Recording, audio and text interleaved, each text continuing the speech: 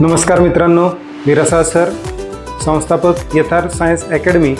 Last लेक्चरला आपण moment of inertia of ring about 4 conditions आपण पाहिलेला आहे. About axis of rotation passing through centre, about diameter, about tangent perpendicular to plane and about tangent in its plane. आज आपण moment of inertia पाहणार आहे, तो डिस्कचा पाहणार आहे. बरोबर, 4 ॲप्लिकेशन सेम रिंग टाईप आहेत, ती व्यवस्थितपणे लक्ष द्या. पहिले ॲप्लिकेशन या ठिकाणी दिले बघा, moment of inertia of disc about an axis of rotation passing through its centre of मास.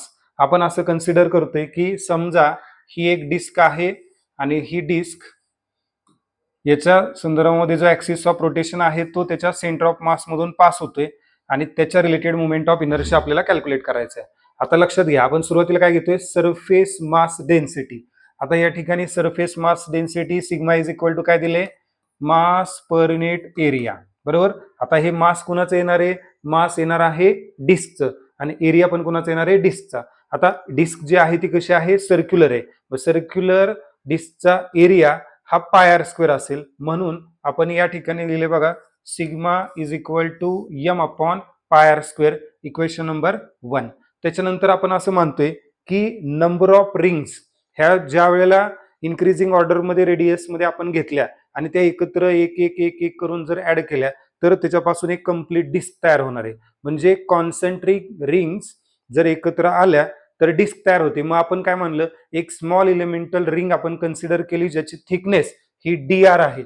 मग ती आपण या ठिकाणी आतल्या बाजूला या ठिकाणी दाखवलेली आहे, ज्याची रेडियस आहे ज्याची रेडियस आहे स्मॉल आर बट त्याची थिकनेस किती आहे dr आणि त्या स्मॉल एलिमेंटचं मास किती घेतलेलं आहे, dm with the mass of ring and capital m with the mass of disc. हे समजून घेण्याचा प्रयत्न करा. Capital R with the radius of disc and small R with the radius of ring.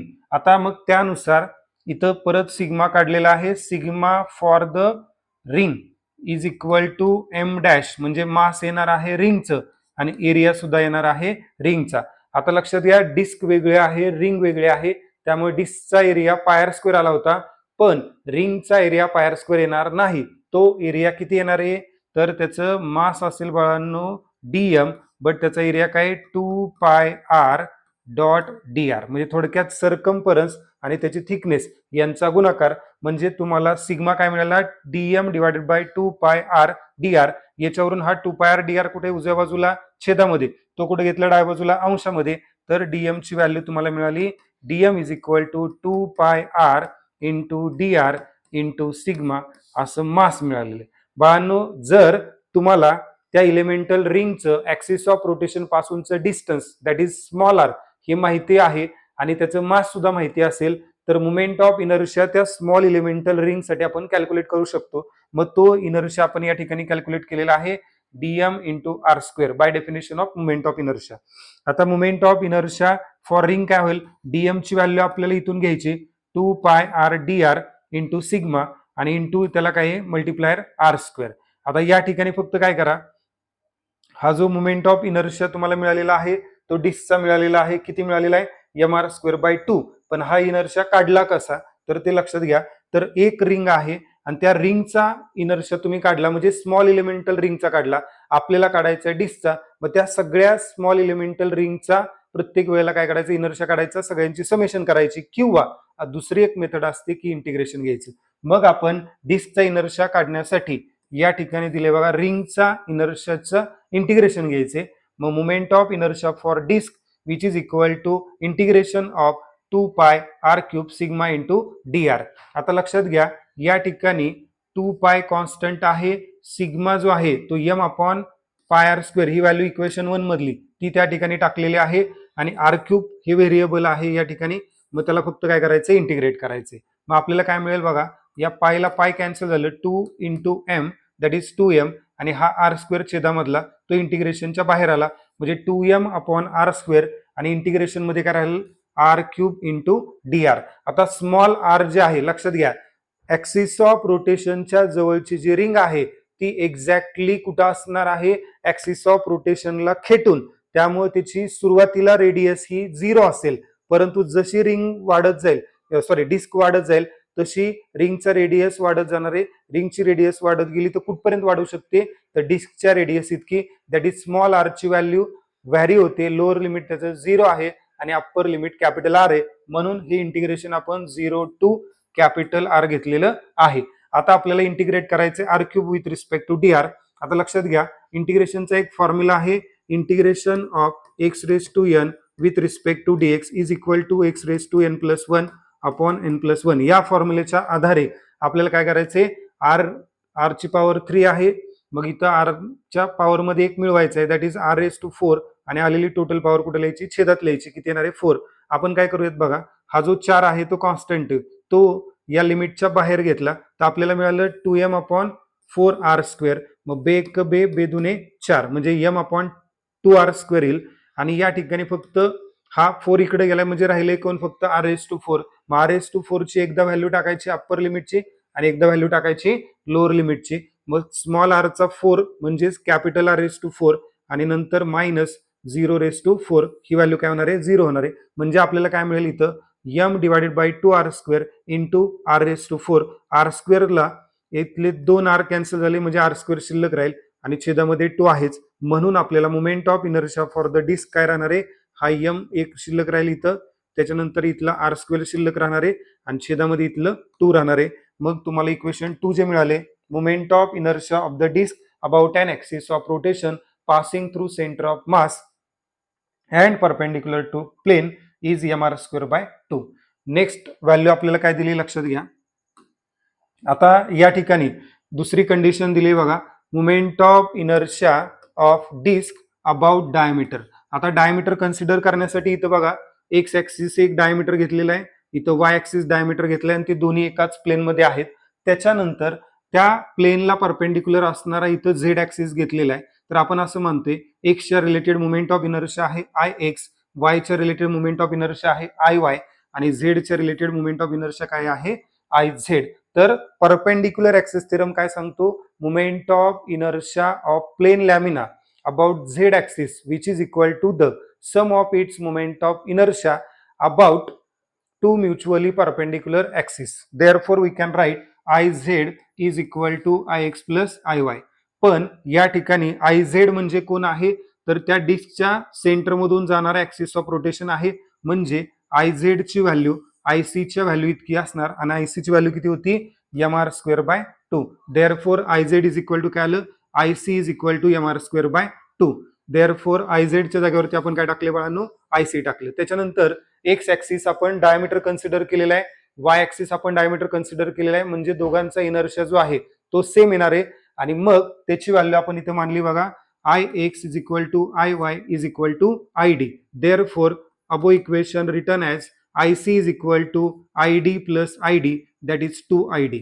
हा जो 2 आहे तो Id ला मल्टिप्लाय आहे उजव्या बाजूला, डाव्या बाजूला गेल्यानंतर काय होणार, डिवाइड. म्हणजे moment of inertia about diameter काय आला, IC divided by 2. But IC ची व्हॅल्यू किती आहे बाळांनो, mr स्क्वेअर बाय 2 आणि छेदामध्ये किती आहे 2. मग हा 2 आणि 2 यांचं मल्टिप्लिकेशन किती येणार आहे 4. देअरफॉर mr स्क्वेअर बाय 4 अशी व्हॅल्यू तुम्हाला मिळणार आहे. That is equation 3 gives the moment of inertia of disc about diameter. Next तिसरं ऍप्लिकेशन बाळांनो दिलेले, moment of inertia of disc about tangent perpendicular to its plane. म्हणजे एक टँजेंट काढलेली आहे जी प्लेनला परपेंडिक्युलर आहे आणि त्याला पॅरलल दुसरा ऍक्सिस जो आहे जो सेंटर मधनं जातोय.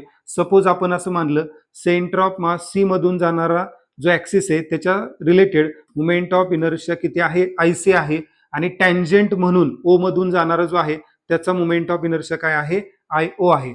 तर हे दोन ऍक्सिस आपल्याला डायरेक्टली पॅरलल दिसत आहेत, म्हणून या कंडिशन मध्ये आपण पॅरलल ऍक्सिस थेरम वापरू शकतो. पॅरलल ऍक्सिस थेरमचं स्टेटमेंट काय आहे, moment of inertia of any body about any axis of rotation is equal to the sum of its moment of inertia about centre of mass and the product of its mass and square of perpendicular distance between two parallel axis. Therefore we can write IO is equal to IC plus MH square. But IO जो आहे तो तसाच राहील, but IC ची value किती आहे, तर IC काय, moment of inertia of disk about an axis of rotation passing through center of mass which is nothing but the mr square by 2. म्हणजे IC ची व्हॅल्यू डायरेक्ट आपण इथं टाकू शकतो mr square by 2 आणि इथं m आहे असं लिहिता येईल. बट h म्हणजे कोण आहे तर perpendicular distance between two parallel axis that is capital R with the radius of disc therefore here mr square. आता या ठिकाणी हे 1/2 mr स्क्वेअर आहे, हे 1 mr स्क्वेअर आहे. 1 mr स्क्वेअर आणि अर्धा mr स्क्वेअर 1.5 mr स्क्वेअर येईल म्हणजे 3/2 mr स्क्वेअर व्हॅल्यू तुम्हाला भेटणार आहे. This equation 4 gives the moment of inertia of disc about tangent perpendicular to its plane. Next चौथं आणि लास्ट ऍप्लिकेशन बाळांनो आहे moment of inertia of disc about tangent in its plane किंवा parallel to the plane. Same logic आहे, लक्षात घ्या. या ठिकाणी टँजेंट म्हणून जे आहे तो axis of rotation point O मधून पास होते आणि इथं डायमीटर कन्सिडर केलेला आहे. तो डायमीटर सेंटर सी मधून पास होते, त्याला आपण IC मानलं, ओ मधून जाते म्हणून IO मानलं. या ठिकाणी ते दोन्ही ऍक्सिस ऑफ रोटेशन एकमेकांना पॅरलल असल्यामुळं पॅरलल ऍक्सिस थेरम आपण या ठिकाणी वापरलेला आहे. IO is equal to IC plus MH square.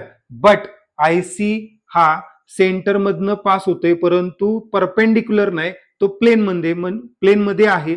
याचा अर्थ तो डायमीटर आहे आणि डायमीटर असेल तर बाळांनो IC म्हणजे ID होणार आणि या ID ची व्हॅल्यू आपण इथं कॅल्क्युलेट केलेली आहे mr स्क्वेअर बाय 4. म्हणून IC च्या जागेवरती आपण काय टाकले mr स्क्वेअर बाय 4 आणि प्लस h जो आहे तो फॅक्टर काय h be the perpendicular distance between two parallel axis therefore 1/4 mr square plus mr square is equal to किती आलं 5/4 mr स्क्वेअर. हे नाही समजलं लक्षात घ्या. mr square bye 4 plus mr square therefore mr square common घेतलं राहील 1/4 प्लस 1 छेदामध्ये 1 आहे, मग छेद इथं काय कन्सिडर करायचं 4 एके 4, 1 न 1 ला गुणलं 1, 4 न 1 ला गुणलं 4, दोघांची बेरीज किती आलं 5 छेद आणि त्याला मल्टिप्लायर किती आहे mr स्क्वेअर म्हणजे किती येणार आहे 5/4 mr स्क्वेअर. परत एकदा नीट लक्ष द्या. Moment of inertia of disc about an axis of rotation passing through centre of mass is IC is equal to mr square by 2. IC is equal to mr square by 2.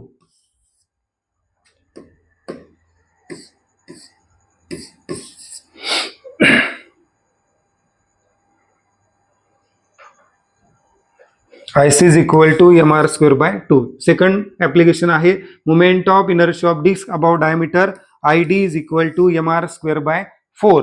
त्यानंतर moment of inertia of disc about tangent perpendicular to plane आहे 3/2 mr square आणि या ठिकाणी moment of inertia about any axis of rotation consider as a tangent parallel to plane किंवा in its plane आहे 5/4 mr square. जर 4 condition व्यवस्थितपणे लक्षात घेतल्या तर mr स्क्वेअर हा फॅक्टर बाळांनो सगळीकडे कॉमन आहे. मग एक गोष्ट लक्षात ठेवा, या ठिकाणी 1/2 लक्षात ठेवायचे, या ठिकाणी लक्षात ठेवायचे 1/4, या ठिकाणी लक्षात ठेवायचे 3/2, या ठिकाणी लक्षात ठेवायचे 5/4. बरोबर, म्हणजे डायरेक्ट व्हॅल्यू काय येणार आहे 1/2 1/4 3/2 and 5/4. याच्यावरून तुम्ही शकता. जर व्हिडिओ आवडला असेल तर नक्की लाईक करा, शेअर करा आणि सबस्क्राईब करा.